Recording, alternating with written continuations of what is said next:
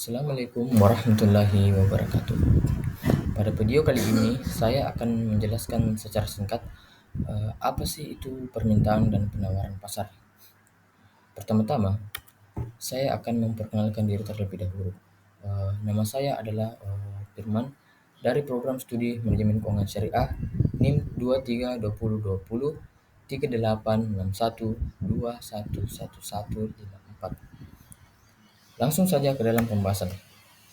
Dalam kehidupan sehari-hari, setiap kali kita membeli barang atau menggunakan jasa, kita sedang terlibat dalam mekanisme yang disebut penawaran dan permintaan. Ini adalah dasar dari bagaimana pasar berfungsi. Di sisi lain, ada yang disebut dengan permintaan. Permintaan adalah jumlah barang atau jasa yang bersedia dibeli oleh konsumen. Pada tingkat harga tertentu, semakin rendah harga barang, semakin banyak konsumen yang akan tertarik untuk membeli. Namun, jika harga naik, jumlah pembeli akan menurun karena konsumen lebih memilih untuk menahan pembelian atau mencari alternatif lain. Yang berikutnya, apa sih itu penawaran? Mari kita lihat apa itu penawaran. Penawaran adalah jumlah barang atau jasa yang bersedia dijual oleh penjual pada berbagai tingkat harga. Semakin tinggi harga barang, semakin besar jumlah yang ditawarkan oleh penjual. Sebagai contoh, jika harga apel naik, para petani apel akan termotivasi untuk menjual lebih banyak. Sebaliknya, jika harga turun, para penjual mungkin tidak akan tertarik untuk menjual dalam jumlah besar karena keuntungan yang mereka peroleh akan berkurang. Ketiga,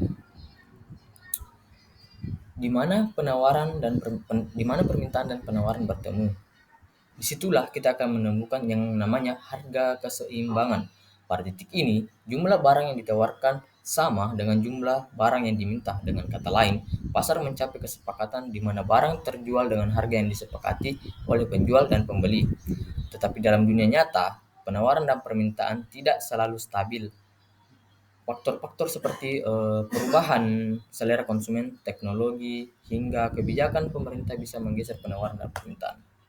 Sebagai contoh, ketika teknologi baru diperkenalkan, permintaan terhadap barang-barang lama bisa menurun, atau jika terjadi bencana alam yang memengaruhi produksi, penawaran barang seperti pangan bisa turun drastis, menyebabkan harga naik.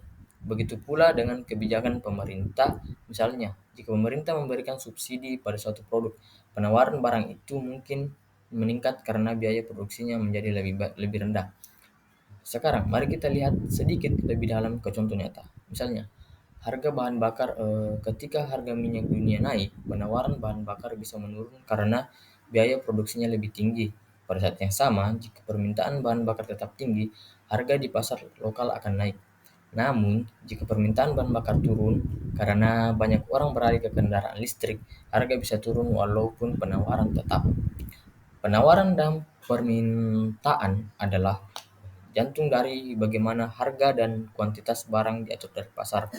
Ketika kita memahami bagaimana keduanya bekerja, kita bisa lebih memahami dinamika pasar dan alasan di balik fluktuasi harga yang sering kita lihat.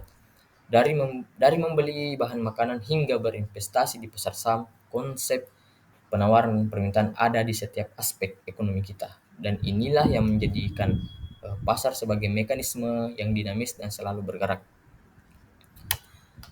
Jadi itulah tadi presentasi singkat dari saya. Kesimpulannya, penawaran dan permintaan itu sering dalam dunia ekonomi sering kita kenal dengan nama supply and demand, dan terkadang kita dapat dalam hal-hal yang berbau dengan pasar saham atau trading. Jadi itulah tadi presentasi yang dapat saya sampaikan. Lebih dan kurangnya mohon dimaafkan. Ila aku amik ala tarik. Assalamualaikum warahmatullahi wabarakatuh.